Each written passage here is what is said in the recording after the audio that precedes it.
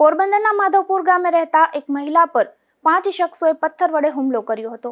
આ હુમલામાં ઈજાગ્રસ્ત બનેલ મહિલાને સારવાર માટે પોરબંદરની ભાવસીજી હોસ્પિટલમાં ખસેડવામાં આવ્યા હતા। પોરબંદરના માધવપુર ગામે રહેતા ફરીદાબેન ગુલામ ઢીમર નામના મહિલા પોરબંદર આવ્યા હતા અને ત્યાંથી ગોસા ગામ ગયા હતા।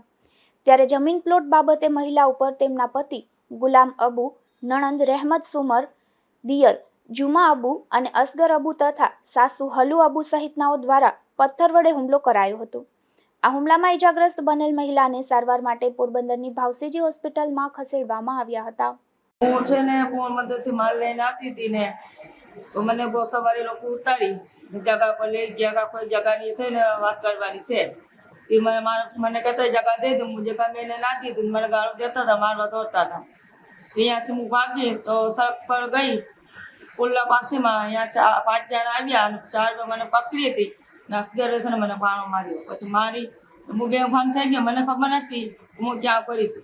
100 નંબરની ગાડી આવી ને એમાં સાહેબ ઉતર્યો છે, સાહેબે મને ઉઠાડીને સાહેબે મને વાત કરતો માસણ મને સાહેબે બેસાડી હતી। પછી સાહેબે છે ને એમ્બ્યુલન્સ મંગાવી ને મને મોકલી।